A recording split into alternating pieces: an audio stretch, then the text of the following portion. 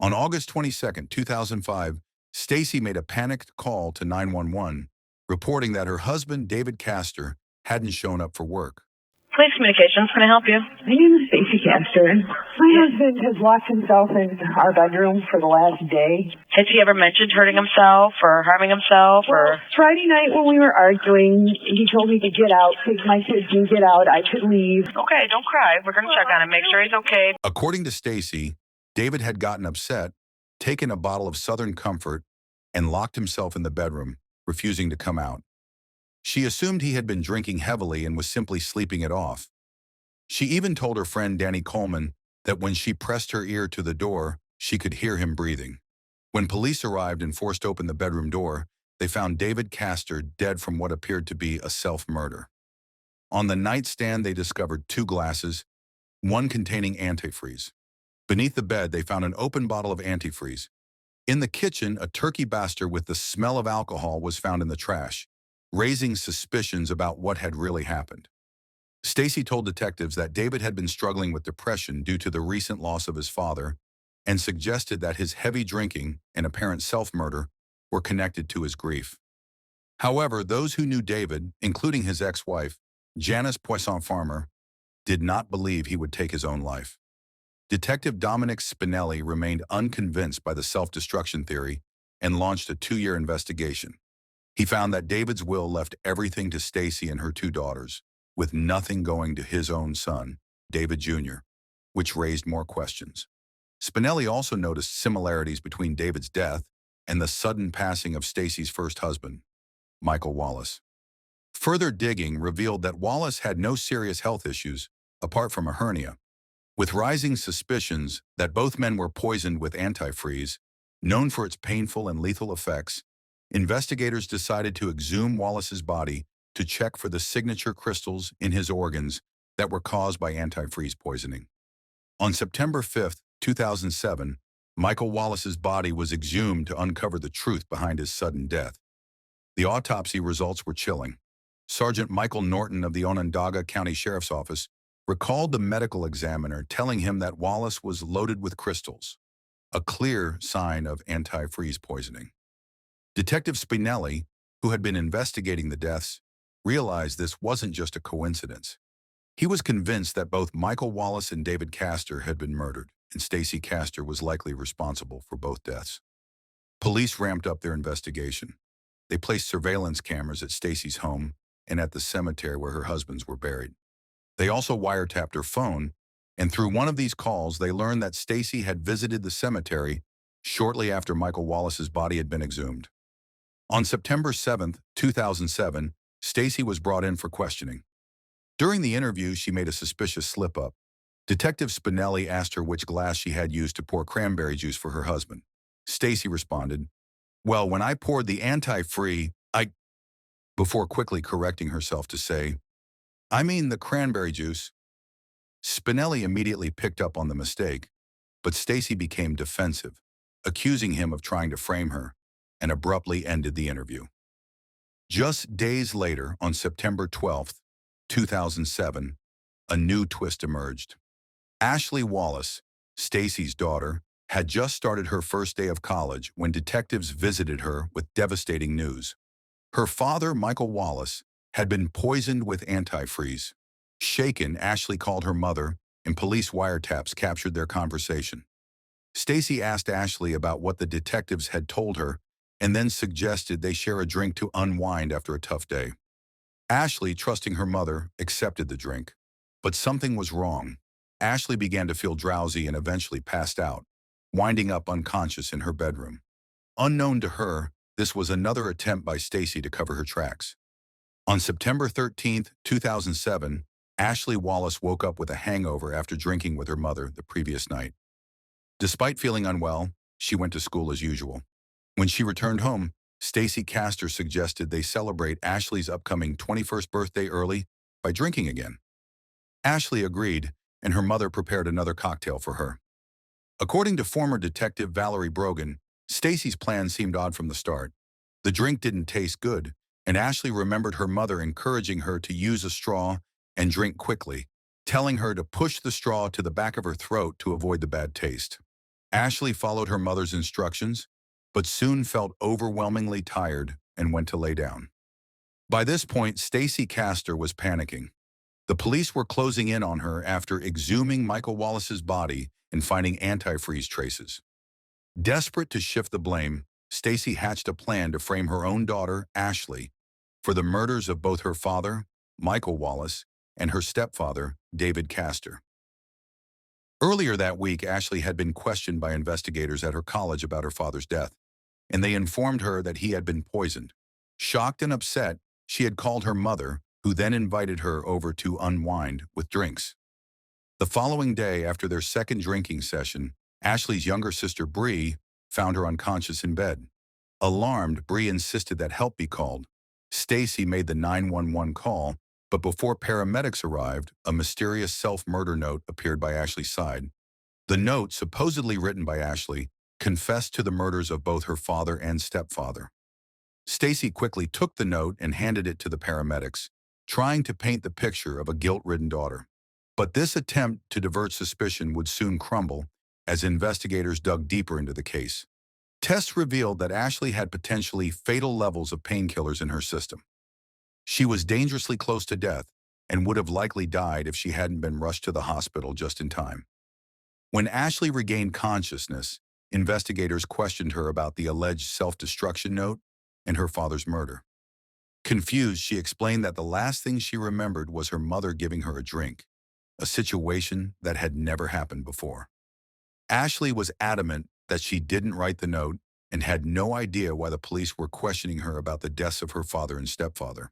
And finally, after 2 years of building their case, investigators finally arrested Stacey Castor in 2007. She was charged with second-degree murder for the death of her second husband, David Castor, and for attempting to kill and frame her own daughter, Ashley. During the trial, prosecutors argued that the so-called self-murder note, which was supposedly written by Ashley, was actually Stacey's creation. At the time of her father, Michael Wallace's death, Ashley had only been 12 years old. On the witness stand, she firmly denied any involvement in either of the murders and insisted that she had never written the note. Onondaga County District Attorney William Fitzpatrick and his team built a compelling case. They pointed out that David Castor's self-murder never made sense, as his fingerprints weren't found on the glass or the antifreeze container. Further investigation revealed a turkey baster in the kitchen trash, containing traces of ethylene glycol, the toxic substance found in antifreeze, along with David's DNA. Prosecutors argued that this was proof Stacey had force-fed David the antifreeze. To support their case, the prosecutors pointed to the evolution of David's illness, suggesting Stacey had administered the poison over time, using the baster to make his death appear self-inflicted. She even claimed David had gotten the idea from watching a news report about another woman, Lynn Turner, who had poisoned her lovers using antifreeze. Prosecutors presented strong evidence that antifreeze poisoning could be identified by the growth of calcium oxalate crystals in the kidneys, a key detail that showed up in the autopsies of both Michael Wallace and David Castor. These crystals are a clear sign of antifreeze ingestion, linking both deaths to poisoning. Along with this technical proof, prosecutors pointed to money as a major motive for Stacey Castor's actions. They revealed that she had changed David's will to cut out his son from his inheritance, a move that meant more money for herself and her daughters. Castor was not only after the insurance payouts, but was also trying to secure his estate for her own benefit. Cayuga County Sheriff Dave Gould added that the pieces of the puzzle started to fall into place in 2005. He explained that if David Castor hadn't died, or if Michael Wallace had been cremated, the truth about the murders might have never been discovered. The investigation might have never gone as far as it did. In their search of Stacey Castor's computer, prosecutors found multiple drafts of the supposed self-murder note that had been left by her daughter Ashley. The timestamps on these drafts proved that Ashley was in school at the time, making it impossible for her to have written the note. This led investigators to believe that what had been labeled a attempted took his own life was actually a premeditated attempt to murder Ashley and frame her for the deaths of her father and stepfather. Ashley Wallace took the stand, recounting how her mother had convinced her to drink the strange, bitter-tasting drink just before her near-death experience. She explained that she trusted her mother, which was why she drank it, despite how bad it tasted. Ashley maintained her innocence, both in the murders and in writing the self-murder note, firmly denying any involvement in the tragic events. Castor's defense team, attorneys Charles Keller and Todd Smith, focused on creating doubt about her involvement in the murders. Their strategy was to poke holes in Ashley's version of events and suggest that Ashley, who was just 11 years old at the time of her father's death, could have been capable of murder. They tried to argue that Ashley might have had a motive due to Wallace's favoritism toward her younger sister Bree, and they suggested jealousy could have driven her to commit such a terrible act. For David's death, they brought up the troubled relationship between him and Ashley as evidence that the two didn't get along well. Castor's mother even believed that her granddaughter Ashley was guilty of the murders. In a final attempt to convince the jury of her innocence, Castor herself took the stand. During cross-examination, Onondaga County District Attorney grilled Castor, pointing out flaws in her version of events. Castor insisted that it was Ashley who had killed Wallace and David, though she couldn't offer a clear motive other than suggesting that Ashley might have had mental health issues. Mrs. Castor, in the 3 letters that we have in evidence here that you wrote to Lynn, the last guy, how many times do you recall referring to your daughter Ashley? Probably a lot. And how many times in those letters did you tell Lynn that you still love your daughter Ashley? I don't know. How about not one single time? Does that sound correct? Could be. Could be. Could be that you referred to her very negatively, didn't you? I'm sure I did. That's right, because she killed, after all, your 2 husbands, didn't she? Yes, she did. She did. Let's talk about that. Let's talk about a list of reasons why Ashley killed. We'll start with Michael Wallace, her own father. If you had to put these on a list for the jury, let's start with reason number 1. I don't know. No, I'll overrule. Go ahead.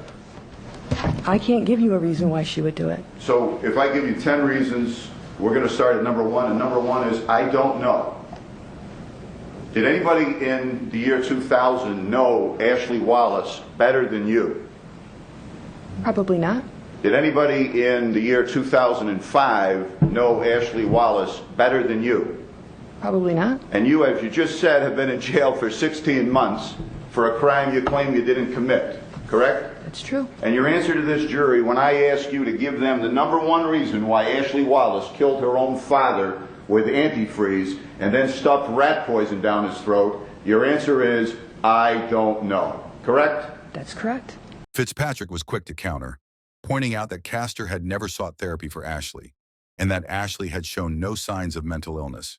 He also asked why, after working for an ambulance company for years, Castor had waited 17 hours to get Ashley help when she was seriously ill. Fitzpatrick noted how Castor had dismissed David's condition, saying he looked okay, even though he was vomiting and struggling to stand. He questioned how any mother who had lost 2 husbands to poisoning would fail to seek medical help for her own daughter in a similar situation. The back and forth between Fitzpatrick and Castor grew heated, with Fitzpatrick raising his voice and even shouting at her. Keller, Castor's attorney, frequently objected, at one point requesting a mistrial due to the intensity of the cross-examination. Prosecutors introduced another critical piece of evidence during the trial: the typing sounds on police wiretaps. These sounds were heard while Castor was talking to a friend on the phone, even though she denied remembering using her computer that day. The prosecution argued that these sounds matched the sound of Castor typing one of several drafts of the self-murder note meant to frame her daughter, Ashley. Ashley had already testified that she had seen her mother working on the computer, which Castor had tried to hide from her. I got a question for you. Wednesday night and Wednesday afternoon, were you on the computer at any time during that day? No, I don't think so. I don't remember. You were asked that question. Then your lawyer asked you like a couple of questions later, do you remember typing that day? And you said no, absolutely not. How is it that you're certain you weren't typing at the keyboard when you can't even remember whether or not you were at the computer? Well, if I wasn't at the computer, I couldn't be typing. Well, you didn't say you weren't at the computer. You said you weren't sure if you were at the computer. How can you be not sure whether or not you were at the computer, but you're certain that you weren't typing? How can that be? I answered the question he asked me. I know you answered the question. That's not answering the question I asked you. How can you be sure that you weren't typing, but not sure if you were at the computer? Don't you type when you're at the computer? Yeah, Can't operate the computer without doing a little of this stuff, right? true. Okay. So yesterday you said, in response to this question, were you at the computer on Wednesday? You said, I really don't know. I can't remember, right? Yes. And then he asked you, did you type anything that day? And you said, absolutely not. Objection, Judge. I didn't ask if you typed anything that day. District Attorney Fitzpatrick suggested that this was the day Castor wrote the note, which bore her fingerprints but not Ashley's, in an effort to pin the murders on her daughter. He highlighted a key detail. The word antifreeze was written as anti-free in 4 different places within the note, matching the slip of the tongue Castor made during an interview when she said anti-free. Castor had claimed she was simply cutting herself off mid-sentence because she intended to say something else. I took this picture of one like it out of my folder, and I showed it to Stacey and said I had a question for you. Stacey, regarding these glasses that were on top of the nightstand next to David's bed, you told us earlier that you had gotten David some cranberry juice and some water. By looking at the photo, would you be able to tell me which glass it was that you brought into David? Stacey leaned into the photo, was looking at it, at which time she said, when I poured the the cranberry juice, you're confusing me, you're jumping all over the place. At that point I said, Stacey, I simply asked you one question. I didn't jump all over, it was just one question, if you know which glass it was. At that point, the interview continued. When she said to you, when I poured the anti-free, are you certain it was anti-free and not anti-freeze with a Z? It was anti-free, absolutely positive. Thank you very much, Detective. I have no more questions. Castor's defense team tried to counter this by bringing in a pharmaceutical expert to challenge the prosecution's argument that Castor had drugged Ashley 17 hours before she was taken to the hospital. However, on February 5, 2009, the jury found Castor guilty of second-degree murder for poisoning her husband, David, and attempted second-degree murder for overdosing Ashley. When the verdict was read, Castor closed her eyes and remained silent. Her lawyer, Charles Keller, announced that they would appeal the decision, including challenging the admission of evidence related to Wallace's death, for which Castor had not been charged. On March 5, 2009, during Stacey Castor's sentencing, prosecutor Christine Garvey made a powerful statement to Judge Fahey, urging him to impose the maximum consecutive sentences due to the extreme severeness of David's death. Garvey described Castor as cold, calculating, and without any emotion for what she had done. She criticized how Castor had partied with friends in her backyard, acting like nothing was wrong, while her daughter Ashley lay comatose in her bedroom. Human life is sacred, Garvey continued, but Stacey Castor places no value on human life, not even her own flesh and blood. To Stacey Castor, human beings are disposable. David's son, who Castor had cheated out of his inheritance, also spoke in court. He begged Judge Fahey to press the harshest punishment on Castor. Judge Fahey, visibly shaken by the case, told Castor that he had never seen a parent try to murder their own child to cover up the crime they had committed. He declared that Castor was in a class all by herself. He sentenced her to the maximum term of 25 years to life for the murder of her husband, David. Additionally, she received another 25 years for attempting to murder Ashley.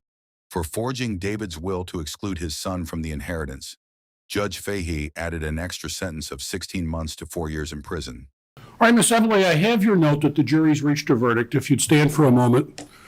On indictment number 2007-1271-1, the people of the state of New York versus Stacey R. Castor, as to count number 1, murder in the second degree, what is the verdict? Guilty. On count 2, attempted murder in the second degree, what's the verdict? Guilty. And on count 3, offering a false instrument in the first degree, what is the jury's verdict? Guilty. All right. Do you wish the jury poll, Bill? Chuck? Yes, Judge. All right. Kelly, go ahead. Ladies and gentlemen of the jury, as stated through your foreperson, you have found the defendant guilty of all 3 counts in the indictment. Juror number 1, is that your verdict? Yes. Juror number 2? Yes. Juror number 3? Yes. Juror number 4? Yes. Juror number 5? Yes. Juror number 6? Yes. Juror number 7? Yes. Juror number 8? Yes. Juror number 9? Yes. Juror number 10? Yes. Juror number 11? Yes. And juror number 12? Yes. Thank you. All right, ladies and gentlemen, on behalf of both parties and myself and the people of Onondaga County, I want to take this opportunity to thank you and you folks who are alternates, your patience too over the last several days when you haven't been able to deliberate. I'm very, very grateful for your patience and your understanding also.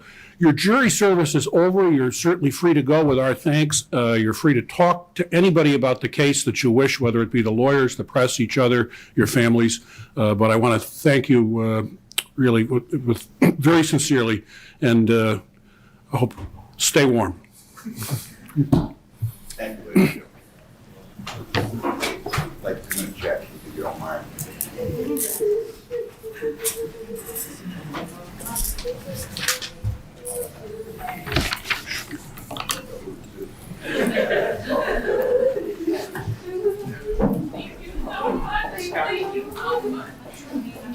With her sentencing complete, Castor's fate was sealed, and she was left to face the long years ahead behind bars. The trial lasted for 4 intense weeks, during which Ashley Wallace took the stand to speak about the impact her mother had on her life. With tears in her eyes, Ashley told the judge that she hated her mother for ruining so many people's lives. Yet despite her anger, she still expressed love for the bond they once shared. "I never knew what hate was until now," Ashley confessed. The biggest question I ask is why? Why did she do these things? I know that's probably never going to be answered. There are so many things that she has ruined. She'll never be able to see Bree graduate. My father will never take me down the aisle. She'll never get to see her grandchildren. All those things she took away from me. She killed 2 people and tried to kill me and blame it on me and blame me for the other deaths. That bothers me so much. I had to pretend for a year that everything was okay, that nothing was bothering me, even though I was worried about the trial and worried whether the jury would believe me. I hate my mother for ruining so many people's lives. I didn't even know why she did it. What gave her the right to play God with people? And I hate her for having me be the one that found my dad, just like her for having Bree found me. I never knew what hate was until now. Even though I do hate her, I still love her at the same time. That bothers me. It's so confusing.